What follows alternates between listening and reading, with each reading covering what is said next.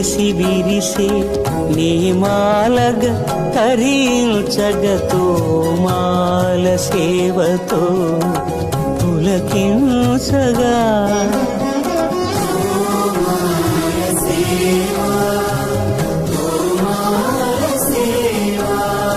ఎన్ని జన్మల పుణ్యమో నీకిన్ని సేవలు చేయగా